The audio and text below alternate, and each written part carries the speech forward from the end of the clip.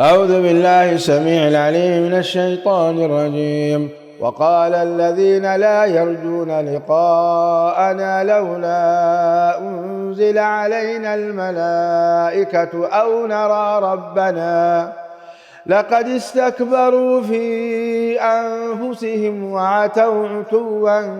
كبيرا. يوم يرون الملائكة لا بشرى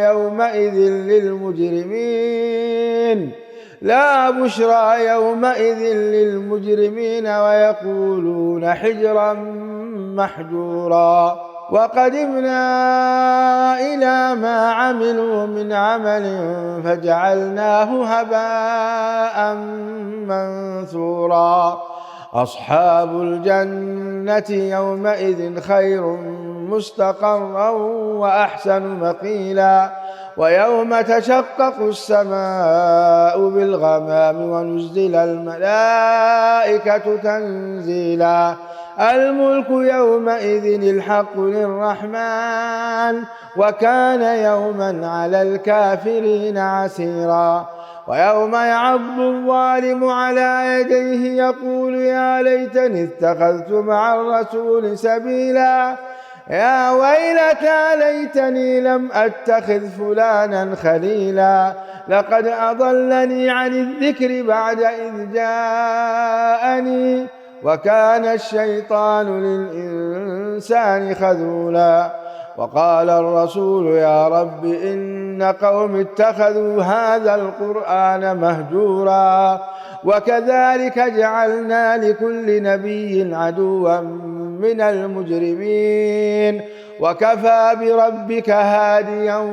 ونصيرا. وقال الذين كفروا لولا نزل عليه القرآن جملة واحدة كذلك لنثبت به فؤادك ورتلناه ترتيلا. ولا يأتونك بمثل إلا جئناك بالحق وأحسن تفسيرا. الذين يحشرون على وجوههم إلى جهنم أولئك شر مكانا وأضل سبيلا. ولقد آتينا موسى الكتاب وجعلنا معه أخاه هارون وزيرا. فقلنا اذهبا إلى القوم الذين كذبوا بآياتنا فدمرناهم تدميرا. وقوم نوح لما كذبوا الرسل أغرقناهم وجعلناهم للناس آية وأعتدنا للظالمين عذابا أليما. وعادا وثمود وأصحاب الرس وقرونا بين ذلك كثيرا. وكلا ضربنا له الأمثال وكلا تبرنا تتبيرا. ولقد أتوا على القرية التي أمطرت مطر السوء أفلم يكونوا يرونها بل كانوا لا يرجون نشورا. وإذا رأوك إن يتخذونك إلا هزوا أهذا الذي بعث الله رسولا إن كاد ليضلنا عن آلهتنا لولا أن صبرنا عليها. وسوف يعلمون حين يرون العذاب من أضل سبيلا. أرأيت من اتخذ إلهه هواه أفأنت تكون عليه وكيلا. أم تحسب أن أكثرهم يسمعون أو يعقلون إن هم إلا كالأنعام بل هم أضل سبيلا. ألم تر إلى ربك كيف مد الظل ولو شاء لجعله ساكنا ثم جعلنا الشمس عليه دليلا ثم قبضناه إلينا قبضا يسيرا. وهو الذي جعل لكم الليل لباسا والنوم سباتا وجعل النهار نشورا. وهو الذي أرسل الرياح بشرا بين يدي رحمته وأنزلنا من السماء ماء طهورا لنحيي به بلدة ميتا ونسقيه مما خلقنا أنعاما وأناسيا كثيرا ولقد صرفناه بينهم ليذكروا فأبى أكثر الناس إلا كفورا ولو شئنا لبعثنا في كل قرية نذيرا فلا تطع الكافرين وجاهدهم به جهادا كبيرا وهو الذي مرج البحرين هذا عذب فرات وهذا ملح أجاج وجعل بينهما برزخا وحجرا محجورا وهو الذي خلق من الماء بشرا فجعله نسبا وصهرا وكان ربك قديرا ويعبدون من دون الله ما لا ينفعهم ولا يضرهم وكان الكافر على ربه ظهيرا وما أرسلناك إلا مبشرا ونذيرا قل ما أسألكم عليه من أجر إلا من شاء أن يتخذ إلى ربه سبيلا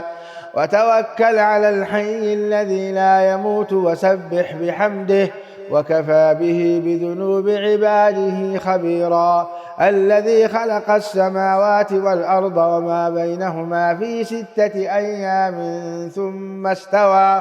ثم استوى على العرش الرحمن فاسأل به خبيرا وإذا قيل لهم اسجدوا للرحمن قالوا وما الرحمن أنسجد لما تأمرنا وزادهم نفورا تبارك الذي جعل في السماء بروجا وجعل فيها سراجا وقمرا منيرا وهو الذي جعل الليل والنهار خلفة لمن أراد أن يذكر أو أراد شكورا وعباد الرحمن الذين يمشون على الأرض هونا وإذا خاطبهم الجاهلون قالوا سلاما والذين يبيتون لربهم سجدا وقياما والذين يقولون ربنا اصرف عنا عذاب جهنم إن عذابها كان غراما إنها ساءت مستقرا ومقاما والذين إذا أنفقوا لم يسرفوا ولم يقتروا وكان بين ذلك قواما والذين لا يدعون مع الله إلها آخر ولا يقتلون النفس التي حرم الله إلا بالحق ولا يزنون ومن يفعل ذلك يلقى أثاما يضاعف له العذاب يوم القيامة ويخلد فيه مهانا إلا من تاب وآمن وعمل عملا صالحا فأولئك يبدل الله سيئاتهم حسنات وكان الله غفورا رحيما ومن تاب وعمل صالحا فإنه يتوب إلى الله متابا والذين لا يشهدون الزور وإذا مروا باللغو مروا كراما والذين إذا ذكروا بآيات ربهم لم يخروا عليها صما وعميانا والذين يقولون ربنا هب لنا من أزواجنا وذرياتنا قرة أعين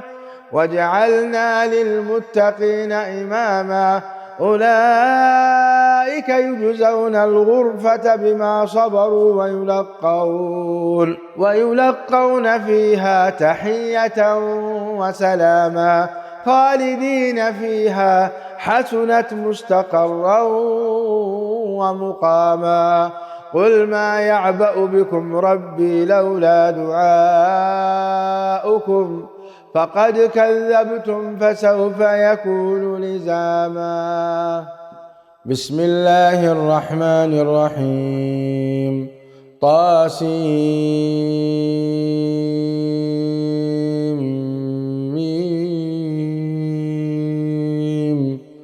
تلك آيات الكتاب المبين. لعلك باخع نفسك ألا يكونوا مؤمنين. إن نشأ ننزل عليهم من السماء آية فظلت أعناقهم لها خاضعين. وما يأتيهم من ذكر من الرحمن محدث إلا كانوا عنه معرضين. فقد كذبوا فسيأتيهم أنباء ما كانوا به يستهزئون. أولم يروا إلى الأرض كم أنبتنا فيها من كل زوج كريم إن في ذلك لآية وما كان أكثرهم مؤمنين وإن ربك لهو العزيز الرحيم. وإذ نادى ربك موسى أن ائت القوم الظالمين قوم فرعون ألا يتقون. قال رب إني أخاف أن يكذبون ويضيق صدري ولا ينطلق لساني فأرسل إلى هارون ولهم علي ذنب فأخاف أن يقتلون. قال كلا فاذهبا بآياتنا إنا معكم مستمعون. فأتيا فرعون فقولا إنا رسول رب العالمين أن أرسل معنا بني إسرائيل. قال ألم نربك فينا وليدا ولبثت فينا من عمرك سنين وفعلت فعلتك التي فعلت وأنت من الكافرين. قال فعلتها إذا وأنا من الضالين ففررت منكم لما خفتكم فوهب لي ربي حكما وجعلني من المرسلين. وتلك نعمة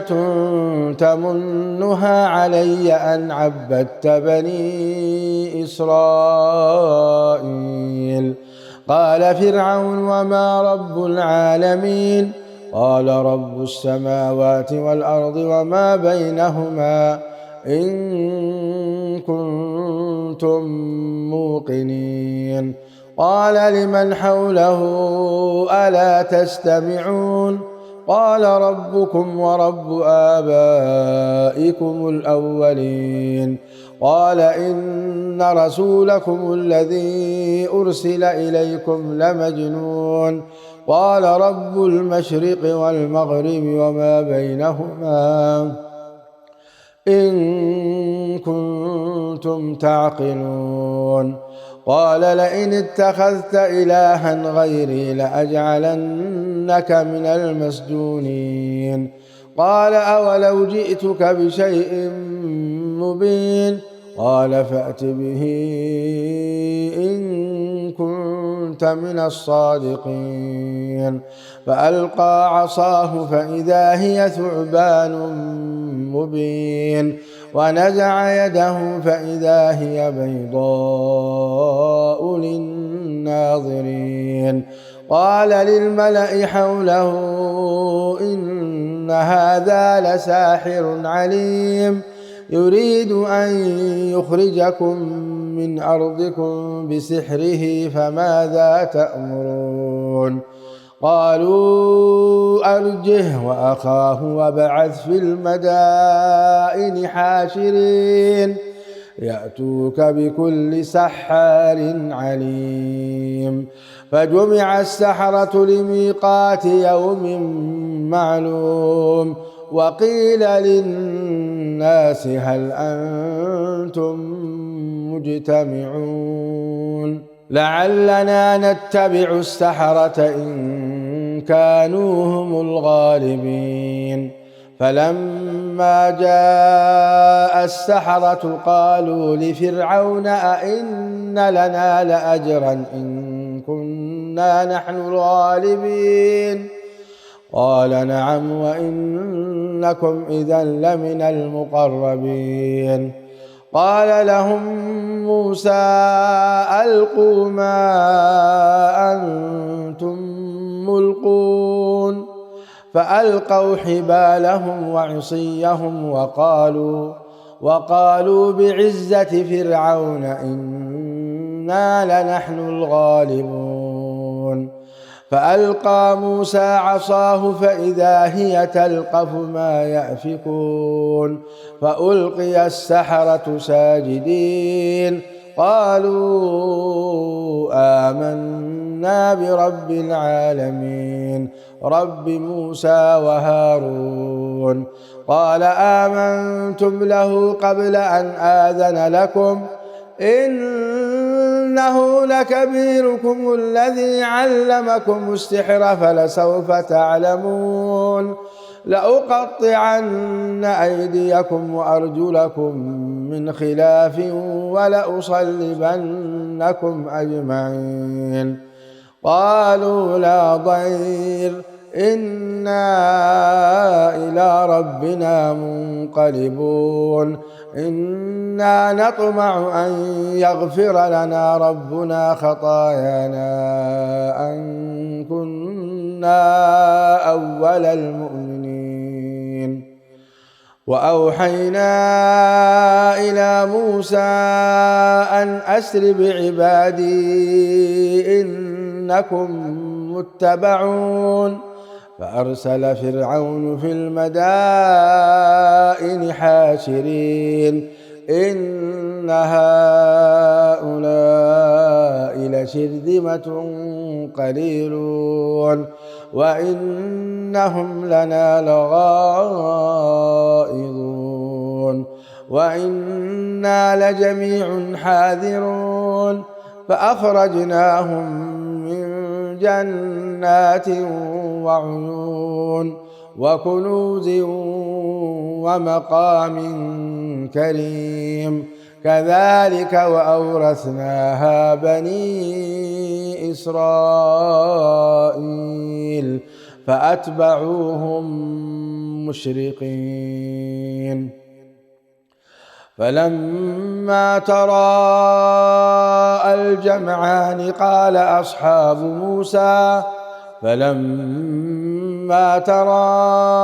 الجمعان قال أصحاب موسى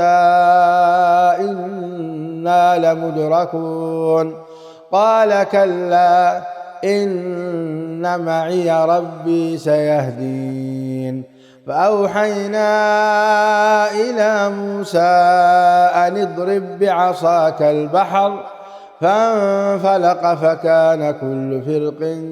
كالطود العظيم وأزلفنا ثم الآخرين وأنجينا موسى ومن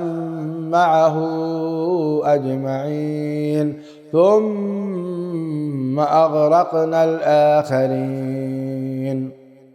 إن في ذلك لآية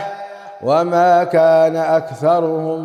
مؤمنين وإن ربك لهو العزيز الرحيم واتل عليهم نبأ إبراهيم إذ قال لأبيه وقومه ما تعبدون قالوا نعبد أصناما فنظل لها عاكفين قال هل يسمعونكم إذ تدعون أو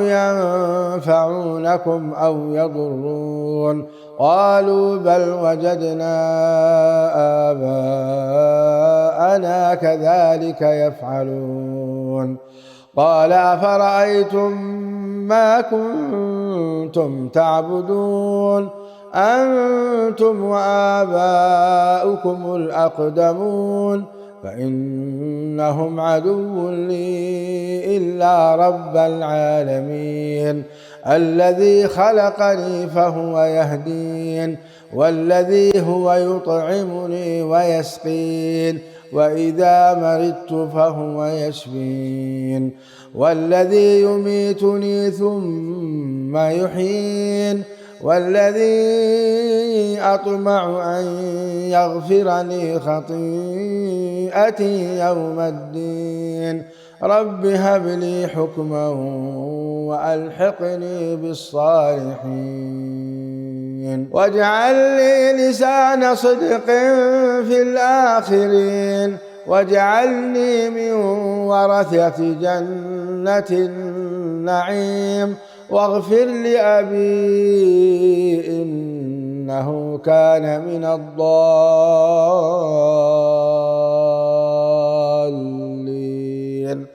ولا تخزني يوم يبعثون يوم لا ينفع مال ولا بنون إلا من أتى الله بقلب سليم وأزلفت الجنة للمتقين وبرزت الجحيم للغاوين وقيل لهم أين ما كنتم تعبدون من دون الله هل ينصرونكم أو ينتصرون فكبكبوا فيها هم والغاوون وجنود إبليس أجمعون قالوا وهم فيها يختصمون تالله إن كنا لفي ضلال مبين إذ نسويكم برب العالمين وما أضلنا إلا المجرمون فما لنا من شافعين ولا صديق حميم فلو أن لنا كرة فنكون من المؤمنين إن في ذلك لآية وما كان أكثرهم مؤمنين وإن ربك لهو العزيز الرحيم كذبت قوم نوح المرسلين إذ قال لهم أخوهم نوح ألا تتقون إني لكم رسول أمين فاتقوا الله وأطيعون وما أسألكم عليه من أجر إن أجري إلا على رب العالمين فاتقوا الله وأطيعون قالوا أنؤمن لك واتبعك الأرذلون قال وما علمي بما كانوا يعملون إن حسابهم إلا على ربي لو تشعرون وما أنا بطارد المؤمنين إن أنا إلا نذير مبين قالوا لئن لم تنته يا نوح لتكونن من المرجومين قال رب إن قومي كذبون فافتح بيني وبينهم فتحا ونجني ومن معي من المؤمنين فأنجيناه ومن معه في الفلك المشحون ثم أغرقنا بعد الباقين إن في ذلك لآية وما كان أكثرهم مؤمنين وإن ربك لهو العزيز الرحيم كذبت عاد المرسلين إذ قال لهم أخوهم هود ألا تتقون إني لكم رسول أمين فاتقوا الله وأطيعون وما أسألكم عليه من أجر إن أجري إلا على رب العالمين أتبنون بكل ريع آية تعبثون وتتخذون مصانع لعلكم تخلدون وإذا بطشتم جبارين فاتقوا الله وأطيعون واتقوا الذي أمدكم بما تعلمون أمدكم بأنعام وبنين وجنات وعيون إني أخاف عليكم عذاب يوم عظيم قالوا سواء علينا أوعظت أم لم تكن من الواعظين إن هذا إلا خلق الأولين وما نحن بمعذبين فكذبوه فأهلكناهم إن في ذلك لآية وما كان أكثرهم مؤمنين وإن ربك لهو العزيز الرحيم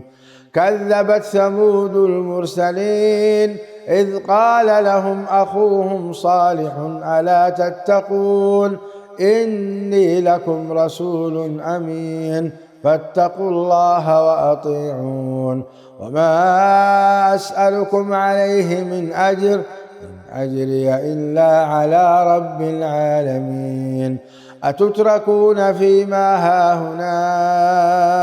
آمنين في جنات وعيون وزروع ونخل طلعها هضيم وتنحتون من الجبال بيوتا فارهين فاتقوا الله وأطيعون ولا تطيعوا أمر المسرفين الذين يفسدون في الأرض ولا يصلحون قالوا إنما أنت من المسحرين ما أنت إلا بشر مثلنا فأت بآية إن كنت من الصادقين قال هذه ناقة لها شرب ولكم شرب يوم معلوم ولا تمسوها بسوء فيأخذكم عذاب يوم عظيم فعقروها فأصبحوا نادمين فأخذهم العذاب إن في ذلك لآية وما كان أكثرهم مؤمنين وإن ربك لهو العزيز الرحيم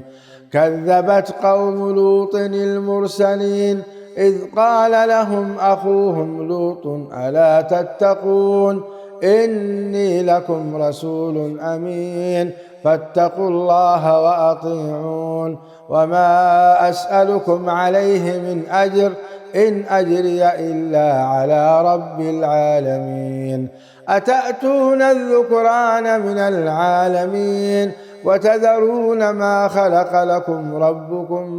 من أزواجكم بل أنتم قوم عادون قالوا لئن لم تنته يا لوط لتكونن من المخرجين قال إني لعملكم من القالين رب نجني وأهلي مما يعملون فنجيناه وأهله أجمعين إلا عجوزا في الغابرين ثم دمرنا الآخرين وأمطرنا عليهم مطرا فساء مطر المنذرين إن في ذلك لآية وما كان أكثرهم مؤمنين وإن ربك لهو العزيز الرحيم كذب أصحاب الأيكة المرسلين إذ قال لهم شعيب ألا تتقون إني لكم رسول أمين فاتقوا الله وأطيعون وما أسألكم عليه من أجر إن أجري إلا على رب العالمين أوفوا الكيل ولا تكونوا من المخسرين وزنوا بالقسطاس المستقيم ولا تبخسوا الناس أشياءهم ولا تعثوا في الأرض مفسدين واتقوا الذي خلقكم والجبلة الأولين قالوا إنما أنت من المسحرين وما أنت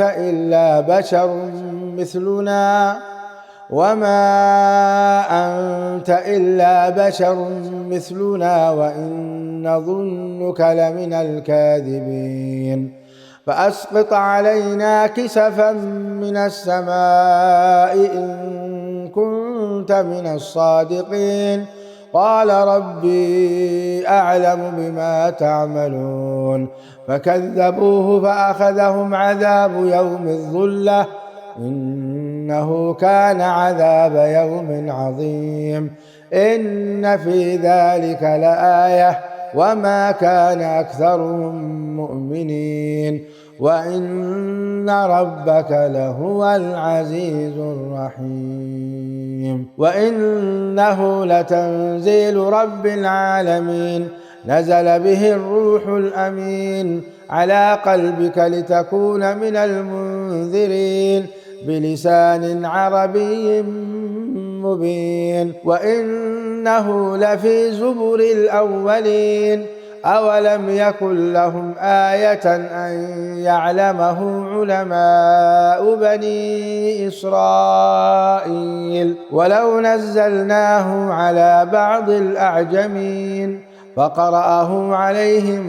ما كانوا به مؤمنين كذلك سلكناه في قلوب المجرمين لا يؤمنون به حتى يروا العذاب الأليم فيأتيهم بغتة وهم لا يشعرون فيقولوا هل نحن منظرون أفبعذابنا يستعجلون أفرأيت إن متعناهم سنين ثم جاءهم ما كانوا يوعدون ما أغنى عنهم ما كانوا يمتعون وما أهلكنا من قرية إلا لها منذرون ذكرى وما كنا ظالمين وما تنزلت به الشياطين وما ينبغي لهم وما يستطيعون إنهم عن السمع لمعزولون فلا تدع مع الله إلها آخر فتكون من المعذبين وأنذر عشيرتك الأقربين واخفض جناحك لمن اتبعك من المؤمنين فإن عصوك فقل إني بريء مما تعملون وتوكل على العزيز الرحيم الذي يراك حين تقوم وتقلبك في الساجدين إنه هو السميع العليم هل أنبئكم على من تنزل الشياطين تنزل على كل أفاك أثيم يلقون السمع وأكثرهم كاذبون والشعراء يتبعهم الغاوون ألم تر أنهم في كل واد يهيمون وأنهم يقولون ما لا يفعلون إلا الذين آمنوا وعملوا الصالحات وذكروا الله كثيرا وانتصروا من بعد ما ظلموا وسيعلم الذين ظلموا أي منقلب ينقلبون بسم الله الرحمن الرحيم طاسين تلك آيات القرآن وكتاب مبين هدى وبشرى للمؤمنين الذين يقيمون الصلاة ويؤتون الزكاة وهم بالآخرة هم يوقنون إن الذين لا يؤمنون بالآخرة زينا لهم أعمالهم فهم يعمهون أولئك الذين لهم سوء العذاب وهم في الآخرة هم الأخسرون وإنك لتلقى القرآن من لدن حكيم عليم إذ قال موسى لأهله إني آنست نارا سآتيكم منها بخبر أو آتيكم بشهاب قبس لعلكم تصطلون فلما جاءها نودي أن بورك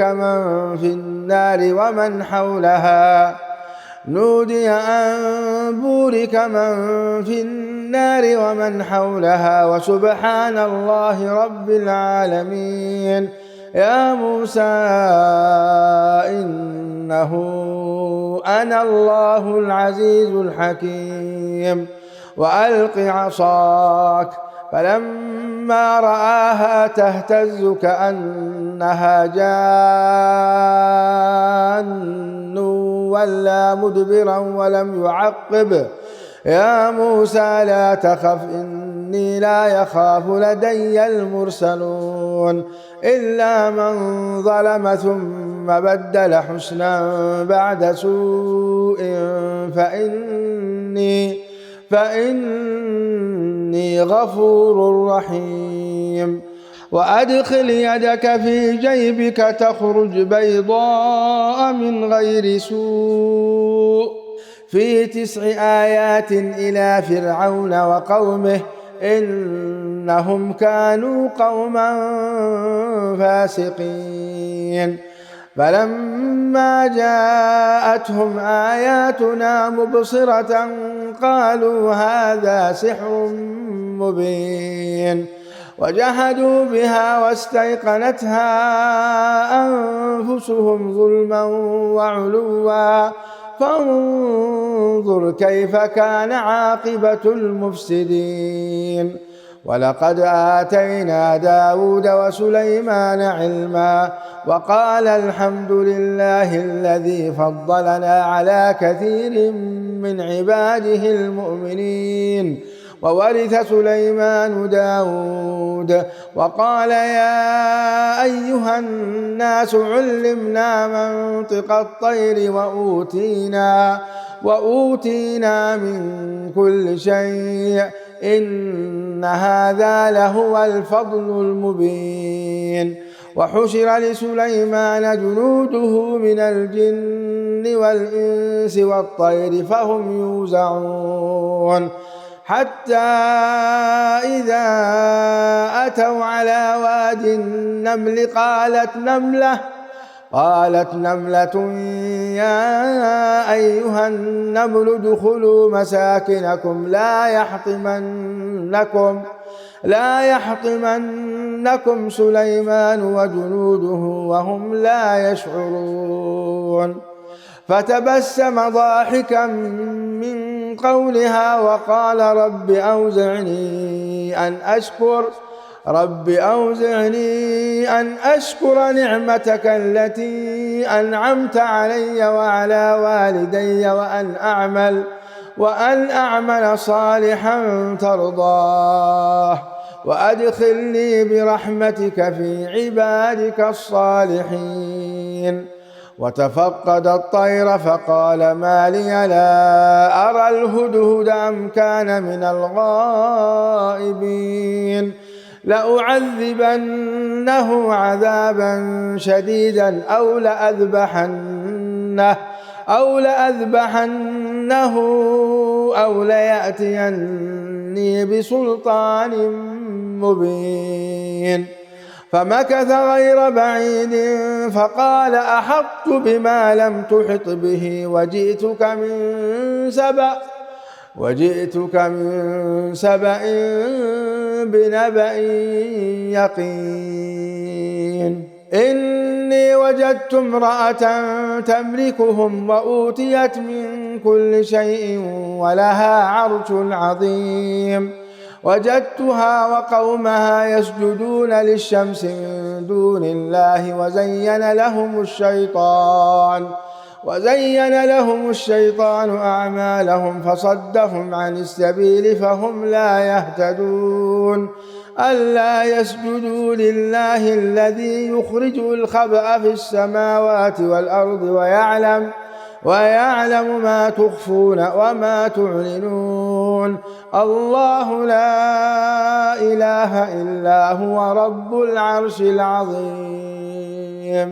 قال سننظر أصدقت أم كنت من الكاذبين اذهب بكتابي هذا فألقه إليهم ثم تول عنهم فانظر ماذا يرجعون قالت يا أيها الملأ إني ألقي إلي كتاب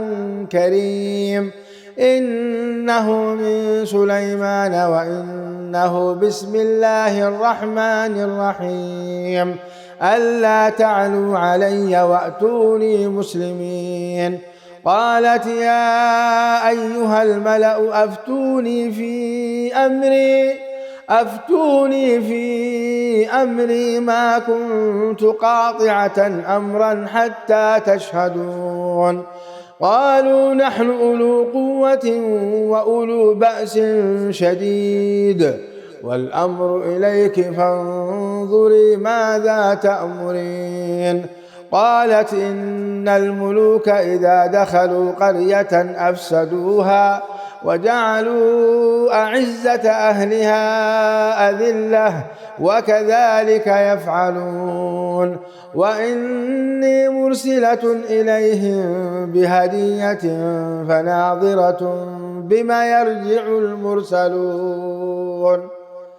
فلما جاء سليمان قال أتمدونني بمال فما آتاني الله خير مما آتاكم بل أنتم بهديتكم تفرحون ارجع إليهم فلنأتينهم بجنود لا قبل لهم بها ولنخرجنهم منها أذلة وهم صاغرون قال يا أيها الملأ أيكم يأتيني بعرشها قبل أن يأتوني مسلمين قال عفريت من الجن أنا آتيك به قبل أن تقوم من مقامك وإني عليه لقوي أمين قال الذي عنده علم من الكتاب أنا آتيك به قبل أن يرتد إليك طرفك فلما رآه مستقرا عنده قال هذا من فضل ربي ليبلوني أأشكر أم أكفر ومن شكر فإنما يشكر لنفسه ومن كفر فإن ربي غني كريم قال نكروا لها عرشها ننظر أتهتدي أم تكون من الذين لا يهتدون فلما جاءت قيل أهكذا عرشك